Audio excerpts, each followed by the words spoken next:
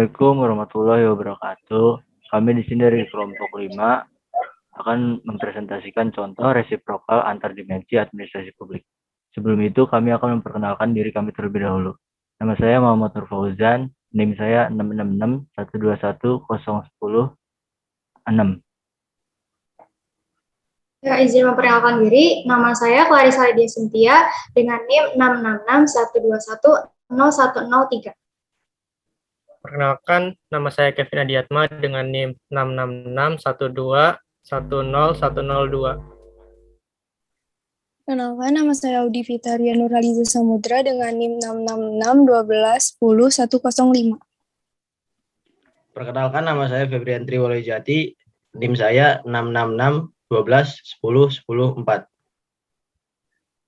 Ya, berikutnya kami akan menjelaskan tentang contoh-contoh resiprokal antar dimensinya. Pertama ada dimensi lingkungan yang berfungsi kepada dimensi kebijakan. Contohnya itu ada kemacetan di puncak Bogor, maka pemerintah menerapkan sistem ganjil genap. Kedua ada dimensi lingkungan yang berpengaruh pada dimensi manajemen. Contohnya itu ada masa pandemi COVID-19 ini mempengaruhi manajemen waktu untuk bekerja, yaitu ada work from home atau WFH dan work from office atau WFO. Nah, yang ketiga ada dimensi lingkungan yang berpengaruh ke dimensi kinerja. Contohnya itu lingkungan yang baik, aman, dan nyaman dapat meningkatkan kualitas semangat serta kinerja pekerja. Yang keempat ada dimensi lingkungan yang berpengaruh pada dimensi moral atau etika. Contohnya itu di umur 17 tahun ini kita sudah diperbolehkan membuat SIM. Maka sebaiknya kita bersikap jujur dan mentaati peraturan yang ada. Berikutnya ada dimensi lingkungan yang berpengaruh pada dimensi organisasi. Contohnya itu adanya rasa senasib di kalangan masyarakat. Masyarakat menengah ke bawah, maka mereka membentuk koperasi simpan pinjam untuk mensejahterakan anggotanya. Berikutnya ada dimensi kebijakan yang berpengaruh pada dimensi lingkungan.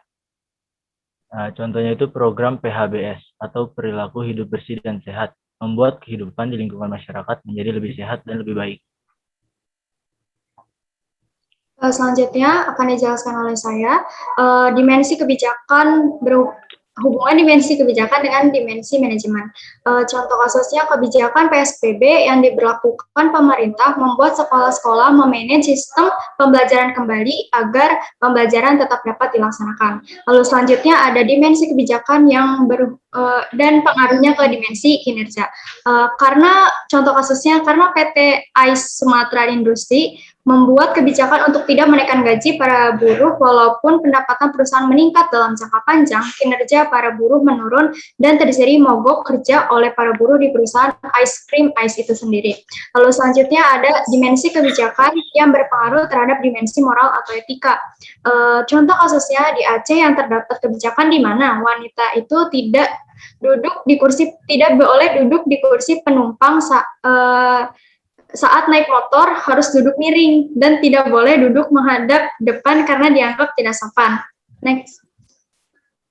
Lalu selanjutnya ada hubungan dimensi kebijakan dengan dimensi organisasi, yaitu kebijakan Kementerian Pendidikan dan Kebudayaan dimaksud untuk mengembalikan fungsi mahasiswa, maka Dewan Mahasiswa di kampus-kampus dibubarkan dan dibentuk organisasi senat mahasiswa yang tidak lagi memiliki fungsi eksekutif. Lalu selanjutnya hubungan dimensi manajemen dengan dimensi lingkungan. Karena terdapat manajemen pembangunan infrastruktur air yang kurang merata, sehingga masih banyak lingkungan desa yang masih kekurangan sumber air bersih. Lalu selanjutnya ada dimensi manajemen yang berpengaruh terhadap dimensi kebijakan. Contoh kasusnya, dengan adanya sistem manajemen yang baik dalam melaksanakan pembelajaran via online, kebijakan sekolah untuk melakukan pembelajaran jarak jauh dapat terlaksana dengan baik.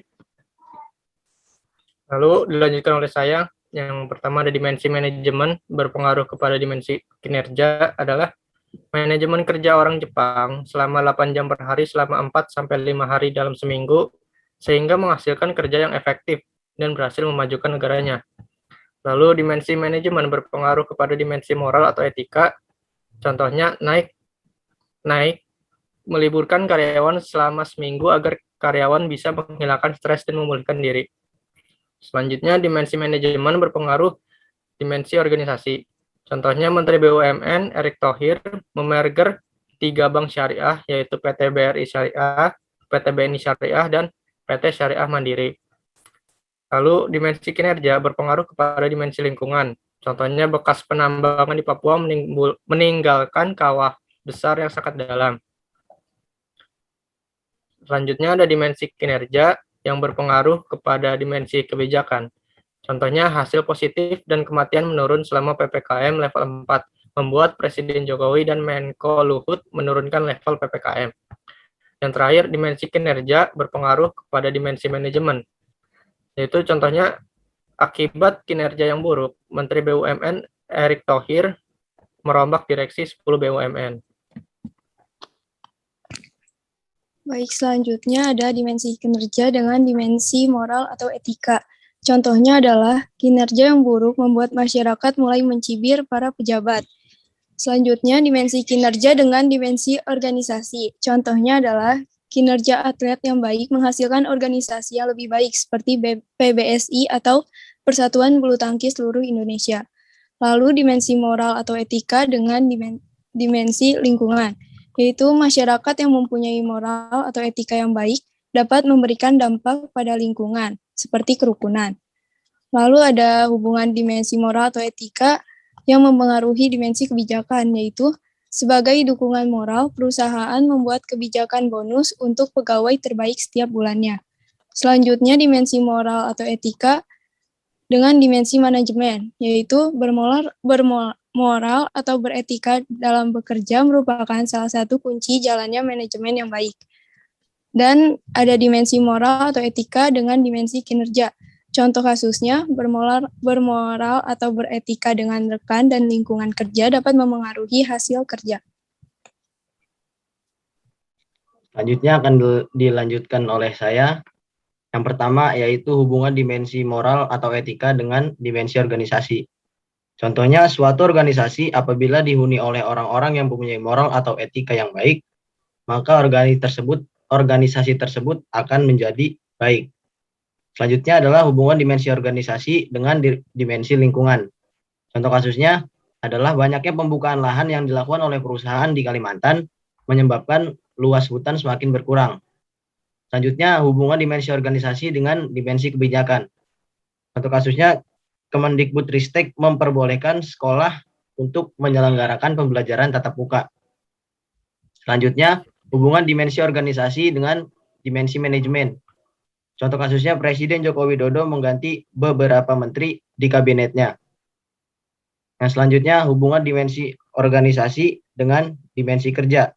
Contoh kasusnya, DPR sampai saat ini baru mengesahkan 4 undang-undang sejak dilantik. Yang terakhir, hubungan dimensi organisasi dengan dimensi moral atau etika. Contoh kasusnya, Jawa Barat terhambat pembangunannya karena banyaknya kasus korupsi yang dilakukan oleh para pejabatnya. Baik, sekian presentasi dari kelompok kami. Apabila ada kurang dan lebihnya, kami mohon maaf yang sebesar-besarnya. Assalamualaikum warahmatullahi wabarakatuh.